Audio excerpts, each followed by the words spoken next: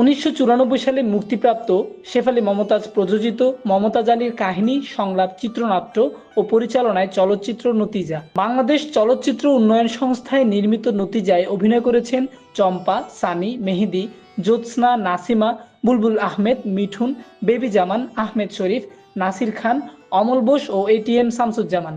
মমতাজ আলী প্রোডাকশনের পরিবেশনায় নতিজা চলচ্চিত্রে কণ্ঠ দিয়েছেন সাবিনা ইয়াসমিন, সৈয়দ আব্দুল হাদী, খালিদ হাসান মিলু, সুবীর নন্দী, কিরণ চন্দ্র রায় ও বেবি নাজনীন।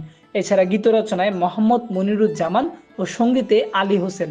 এই চলচ্চিত্রের জনপ্রিয় গানের মধ্যে রয়েছে সেই তো কাছে তুমি আসলে, সেই তো কাছে তুমি আসলে ও যায় দিন যায় স্মৃতি থাকে অন্যতম। যায় দিন যায় স্মৃতি থাকে। নতিজা থেকে শিক্ষণীয় বিষয় হলো সত্য কোনোদিন চাপা থাকে না, সত্যের বিজয় অনিবার্য। সত্যকে আড়াল করার পরিণাম বা নতিজা ভালো হয় না, কঠোর পরিণতির মধ্য দিয়েই সত্যের প্রকাশ ঘটে।